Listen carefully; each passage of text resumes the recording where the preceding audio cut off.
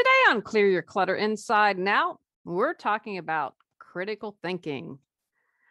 Do you concentrate on facts when having a discussion or just regurgitate what you've seen floating around on social media? Are you aware of the sources for what you're reading and listening and watching? Have you found yourself wondering if something's real and truthful or just opinion? Learn about critical thinking skills as we continue our month focusing on hodgepodge. Do you control your clutter or does your clutter control you? On Clear Your Clutter Inside and Out, we'll teach you awareness as well as action steps to create change in your life. Come on, let's get started. Today's episode was inspired based on the state of America where I live. I have a theory that people like Russia and China and other countries where you don't have democracy or you have a dictator want to see us fail. They want to see democracy die. And so they are interested in spreading disinformation. And so they are going to spread disinformation and they're going to want to see us divided. So every time I see I don't think as long as I've lived, and again, social media makes it more prevalent because you can see things. I don't think that I've ever seen the country this divided so deeply and about more than one subject. And so that's just my personal take on it. I think that they're excited. They want to see us, Afghanistan would cheer for us to fail. The Taliban, I should say, excuse me, let me rephrase that. The Taliban, look what they're doing to women's rights and the strict laws that they want to impose if democracy dies. And they can say, hey, you know what? Failed experiment. So that's just my personal opinion on it's because it's I don't know if we would even say it's driving it. I think it's definitely a part of it. I think there are so many other things that we'll talk about in critical skills for critical thinking today that also reinforce when people don't do that. But that's just my personal take. So sitting with someone the other day, and they said something that was factually incorrect. I had literally just the day before read an article, checked out the notations and the citations, and this person was really old, quite frankly. And so I was like, I'm just not going to engage and get into it. But I was thinking in my mind, I know for a fact what you're stating, it's wrong. I've also learned, because I did grant writing, to be aware of who is funding a study. I knew someone in college that they did a Dorito and Diet Coke diet.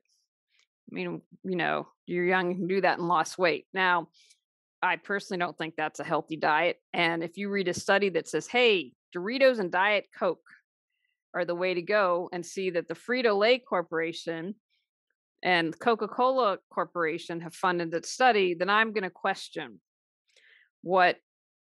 if it's truth or factual or not. So that's just something I've learned to be aware of. Now, it's interesting. I did not know this as I was Googling and doing some research, that it can be traced back to Socrates, who questioned commonly held beliefs. My freshman year in college, I wanted to be a philosophy major. That didn't last long, but really enjoyed that and enjoyed my philosophy professors. Andrews with an S, Reith was his name, and we just thought he was the most handsome guy ever. So anyway, I was really interested in philosophy, and I forgot because we do the Socratic method, and I know some of my friends that have been in law school that have been taught that way. So Socrates was the first person who started to question stuff, and his thinking was carried forward with people such as Aristotle, Plato, Colette, More, Descartes. I'm not good at pronouncing things. Galileo, Newton.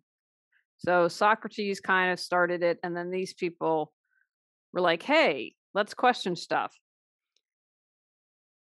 I believe critical thinking is important for democracy to survive, but we needed to resolve issues, whether it's your personal relationship to professional jobs. And we are now, with everything, we are a global community. We are no longer can remain an isolated nation. And so we need to be able to solve problems, to use our critical thinking skills. And so that's why I wanted to do today's episode. So it started way back when. Let's talk a little bit more of why it's important to think critically. This allows you to gather information and assess it accurately, right? If you've got to make a decision, if you're trying to solve a problem, you need to know facts, perhaps figures, depending on what it is, and so that you can assess it and make a correct assessment and not do that. Remember, with assuming makes an ass out of you and me. I see that happening a lot. These aren't facts and figures, these are assumptions. That's a big difference. You need critical thinking skills to solve problems. I've often said that I am not a big thinker, meaning when you have complex problem like how do you solve healthcare?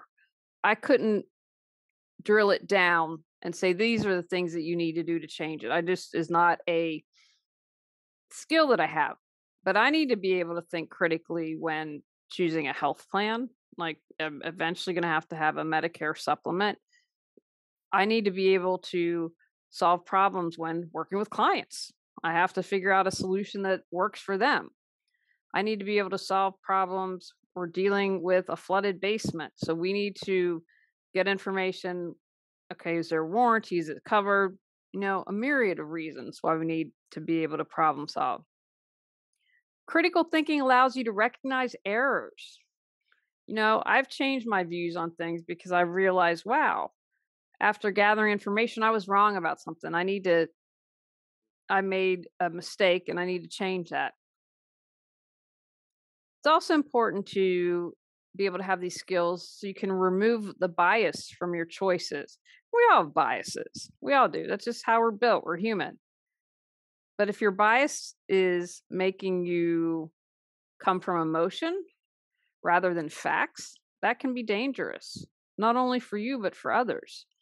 The thing that I think of, and I still quite don't comprehend it or completely understand it, the guy who shot up the pizza place in DC was from North Carolina. So he believed that evil was going on and went and just there, and he really believed it. So somewhere along the way, he had a bias, I believe, that played into that. I mean, and that's an extreme. If you have a bias about something, maybe it costs you a job. Maybe it costs you a contract in something that you want to work on. It also allows you to ask questions. If you aren't sure about something, you can say, okay, well, what about this? Or I need to know these facts. What happens if we do A, B, and C, right? Then you can ask the questions to get the information that you need. Again, because you want to be able to make informed decisions. You just don't want to fly by the seat of your pants or come completely from emotions. When you can think critically, you can support your decisions, or if you want to have a discussion or argument with facts and evidence. When I talking about a moment ago, so someone stated, I was like, I know that's factually incorrect because I've seen the data on it, and it was a reliable resource. So you're able to say, I believe X, and here's why. Also going to allow you to determine if the evidence is accurate.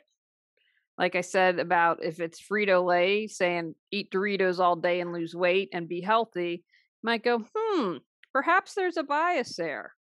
It also allows you to determine what's important. Figuring out something for the basement. Choosing waterproof flooring is going to be important as we move forward. Less so than the paint color of the walls, right? So that I can prioritize. It's also important for conflict resolution. I feel one of the things we seem to have failed as a society and gotten away from is how do we resolve conflicts, right? How many times do you read about someone whipping out a gun and killing someone or shooting at someone because they cut them off in traffic? Really? We're able to say, okay, wait, do I really want to shoot at someone? Was it important that they cut me off in traffic in the scheme of life? Is that how I want to respond? And if you're going to respond with such violence and a knee-jerk reaction when someone cuts you off on traffic, how are you going to respond to the bigger issues, things that are really important? It also allows you to be aware of stuff you might not understand. So if I can practice my critical thinking skills, then I can say, okay, let's examine the issue of healthcare. What is it that I need to know? How does it affect me? What's important as I think about other people? What is a society do I want to see us do? What is it that I need to know? And if I have these skills, then I'm able to ask questions, understand why I'm making decisions based on something. I think voting is a great example because so many people seem to be driven. I'm an independent. I think the two-party system is a complete failure. And I read an article the other day suggesting a six-party system. I didn't take a test because it was on Facebook. And I'm like, you're just gathering information. So I don't do those little quizzes anymore. But I thought, I'll have to do some more research on that because six parties I thought was an interesting number. I would be happy if we had at least three or four. I think the two-party system has just harmed us more than helped us. So that's one of the reasons that I think that it's important. So when you go to the ballot box, you can say, I'm voting for this measure. I'm voting against this measure because of X, and understand it. I'm voting for candidate A as opposed to B and C because this is how they voted on these very important issues. Because those are just a few examples of why it's important to think critically. So take a moment in your life. Where is it important for you to do this? Is there a time that you didn't do your homework, didn't do your research, were coming from an emotion, and you didn't think critically that it had an adverse outcome, that it wasn't a good thing? So consider that for a moment. What are some barriers to thinking critically? If we know about these, then we can begin to switch. The ego, that's not surprising. So what I mean by this is it's our natural tendency to view everything in relation to ourselves. And one of the challenges was that it can lead us to sympathize with others or analyze and evaluate various perspectives. Again, all you have to do is open up a newspaper or go online and see people just screaming and yelling, and they've lost that ability to have an argument, to say, here's what I think and here's why I believe this, and not listening, right? We're just yelling, no interest in listening to one another. The challenge is a lot of times if people are super egocentric, they're not willing or they're unable to see this character flaw.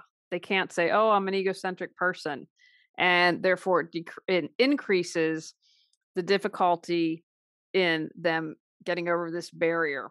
So if they're just in their own little world, and they care about themselves, and they're not going to care about how other people are affected, and that affects their thinking.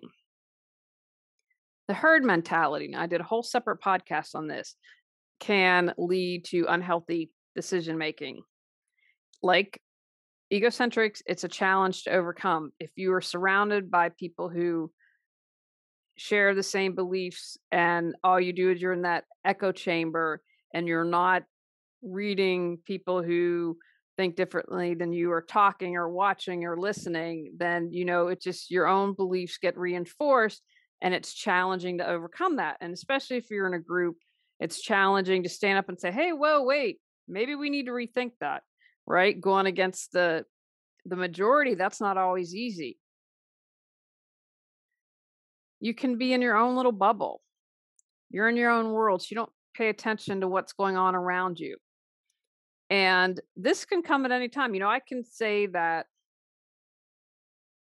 the past 13, 14 months were really challenging for me caring for my mom. Now, I wasn't completely in my own world, but my world shrunk a little bit, is how I would say it.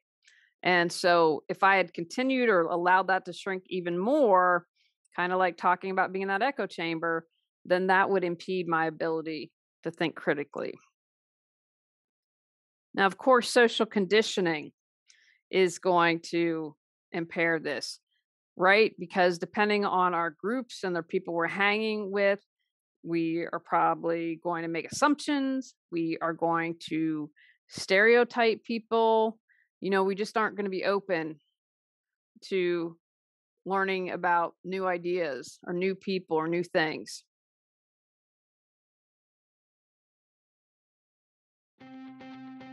Feel stuck but have no clue what you need to do to move forward? Would you like to feel energized and excited every day? Are you ready to create the life you desire? Julie Coraccio supports you in finding the answers within and then taking action to make changes happen. Visit reawakenyourbrilliance.com to learn how Julie can support you with life coaching.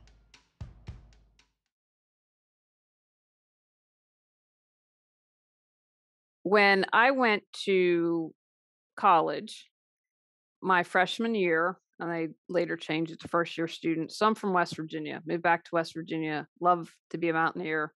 I'm honored to be from a state of salt of the earth people. Doesn't mean I don't think there are a lot of challenges here, but I'm not embarrassed to be from West Virginia. And so I went to an all women's college in Massachusetts, and I can't tell you when I told people how I was from West Virginia, how many people responded with dumb stereotypes. I'm like, really? Did I go to the wrong college? Do we not think at all? Like, it was just shocking to me. Now, you might have said, oh, well, it was a little while ago. But when you have these assumptions and these stereotyping, I don't want to be around you. That's not something I'm interested in. And so this again can be a barrier to think critically. Our personal biases, right? Of course, we have these experiences to create these biases that we have, and they can prevent us from thinking critically because we're not fair usually. We stop being inquisitive and we close our mind. And it can also prevent you from using your experience, reasoning, and common sense to make informed decision. Well, I see this a lot. All men are bad. Someone had a traumatic relationship that went wrong, and so they will just make this wide assumption. I saw it the other night on Facebook. No, not all men are bad. I'm married to one that isn't. I've got a father that isn't. I've got two brothers that aren't. So our experience can sometimes just close our mind and cloud our judgment, that we, just shut it off. And then finally, arrogance and intolerance. How are you going to find the best candidate or the best solution to a problem if you're closed minded? If you don't have the ability to think critically, you probably react from your emotions or recklessly or thoughtlessly. I would argue, as I've mentioned, if you're pulling out a gun to shoot someone who cut you off in traffic, you probably don't have a lot of critical thinking skills. What we can do to overcome that is to assess, where am I arrogant? Where am I intolerant? And take responsibility for your choices and owning the consequences of those choices. I think that's another thing that bothers me is people make choices and then they don't want to pay the price. They don't want to suffer the consequences. People stormed the January 6th, stormed the Capitol, and they arrested 600 or so people. Well, you're going to end up in jail. Don't cry. Don't say, oh, I didn't know or wasn't my fault. No, you did. And perhaps because you didn't have critical thinking skills and just thought, okay, I'm just going to blindly follow and listen and tear apart the Capitol, you didn't think about the consequences, right? Those people were emotional, and I'm going to argue definitely arrogant to some extent. They're probably going to end up in jail, a lot of them. If you're not willing to think critically, you have to accept the consequences. So how do we think critically? Ask questions. Get into that inquisitive mindset.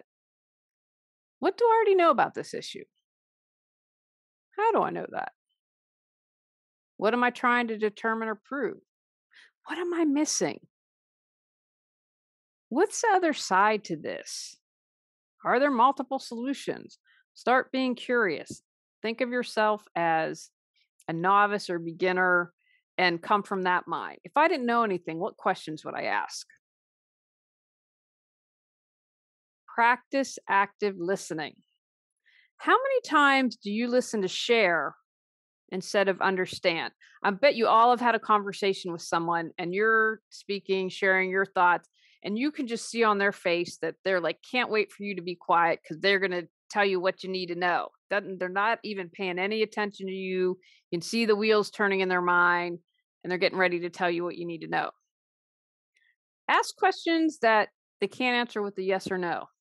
One of the worst interviews I ever did for the podcast was with someone, and I don't know if they were nervous, but I kept trying to engage them. It was the shortest interview I ever did, and this was live TV because I just couldn't get her to budge. And I asked questions that I didn't think you could get a yes or no to, and she managed that. So ask questions that people can answer with a yes or no. Ask specific questions for details. Show empathy. I'm sorry you're experiencing this. Use verbal affirmations. I understand. I can empathize with that. Use nonverbal cues, nodding, smiling, maintaining eye contact. The other thing you're going to want to do is to be aware of your biases. Am I assuming something? Right? We all know what it means to assume. Why do I assume or believe this? I don't think a lot of us stop to think why we believe something. Maybe it's because that's what you were told since you were a kid. The group that you belong to says think this, not stopping to consider, where did this come from? Where did this start? How did I begin to believe this? Are you emotionally attached to an idea? There are a couple of issues that people just, one issue voters are a great example. They are so passionate about this one issue. There's got to be an emotional attachment. Well, what is that? Why are you emotionally attached? What would happen if you were to let go of that emotional attachment? What would that happen? What would that do? Why? Why are you emotionally attached? Why do you think like that? Ask yourself, why do I think like this? Where did I learn that information? What does that information imply? What's it really saying? Should I view it differently? How could I view it differently? Why am I unwilling to view it differently? Just start to question your thinking, your thoughts, and your biases. Talk to others. I'm a huge believer of talking to people you trust. Hey, do you think I have any biases? What are your thoughts on that? What have you noticed about me? We all have our blinders. I have my blinders. Become aware of your blind spots because you just might not know your bias. Like I talked at the beginning about egocentric thinking or herd mentality. Be brave, be courageous, talk to someone outside of your circle. If you're like, notice that when you're hanging out with people, you all have the same opinions. Ask someone, and you might be surprised at what you find. Be able to analyze existing information. I had really wanted to, but with everything going on, I would have loved to, for this podcast, interviewed Heather Cox Richardson. She is a historian who's awesome. And women in 50s seem to be her primary group. And she's a historian who, 2000, what year are we in? 2020, maybe it's 2019. I've been following her for a while. Started doing a daily news summary. She's what I read. She cites all her resources. She also will include history, which I studied American history. That was my major, political politics throughout American history. And I'm like, man, I've forgotten a lot. Anyway, she's really great. And what I like about her is, one, she cites everything. And two, that she throws in history. So I've learned a lot from her. And I enjoy her. Now, there's some people out there going to say, she's biased. She's a college professor and she has a bias. Everything she's cited, she cites where the information comes from and uses history. And so, again, it's just, I find her very fascinating, interesting. And, you might think that, you might listen to her and be like, wow, I think she has a bias. I haven't listened to any of her podcasts in a while. I do enjoy her though. But from her, I've learned a lot, and I look who is she citing as resources. So analyze the existing information. Who provided this information? Frito Lay? How did they get this information? They talked to 10 Joe Schmoes on the street, or they did a scientific study. Why is this important? Again, get back to that. Why is this important? So learn how to analyze the information and the resources that it's coming from. Develop foresight. Foresight allows you to understand the potential impact of a decision or an action.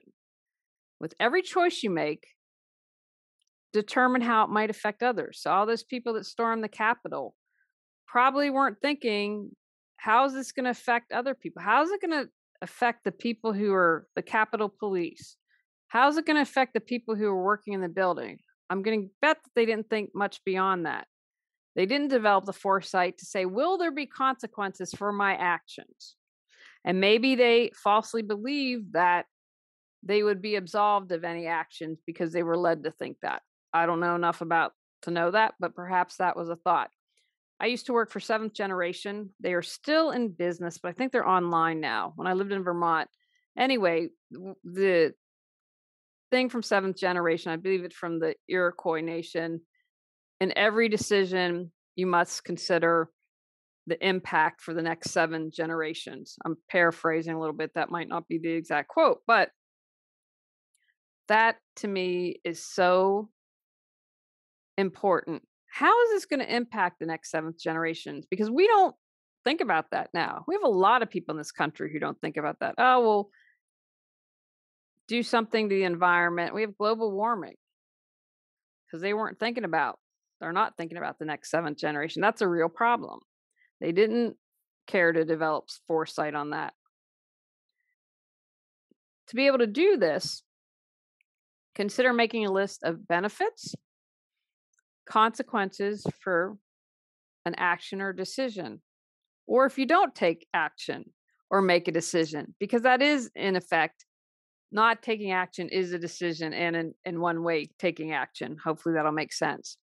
So this can help you determine what is the right decision for the solution.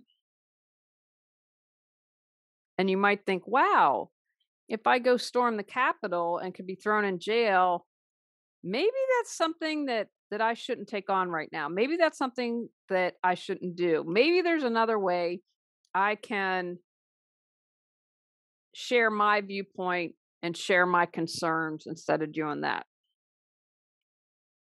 Play devil's advocate. See situations from new perspective.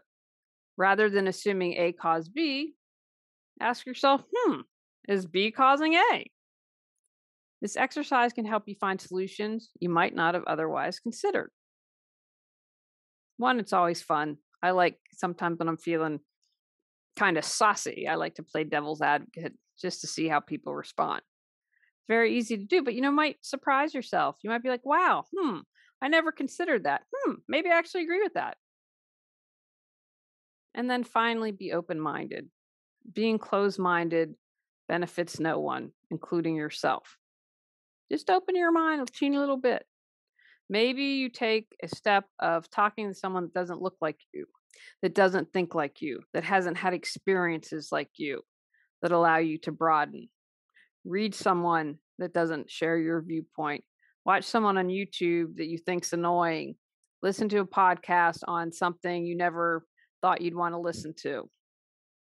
Expand that mind. And it's also good to keep your brain plasticky and moving. And I think it's called neuroplasticity. I'm not sure about that. And I'm joking, but I'm not joking. Like, you want to keep those gray cells moving and always learning, and that helps your brain health. Take actions from today's podcast. Determine why it's important for you to have critical thinking skills. Understand where in the past or present you're letting biases, inaccurate information, and errors to inform your decisions and choices. Be aware of your barriers to think critically. Develop a plan to strengthen your critical thinking skills. On our next episode, we're talking about stress reduction. Go out, clear your clutter to create the life you choose, deserve, and desire. When you clear your clutter, you can share your gifts with the world. Sign up for our free newsletter at reawakenyourbrilliance.com. If you've enjoyed Clear Your Clutter Inside and Out, please rate, review, and share us.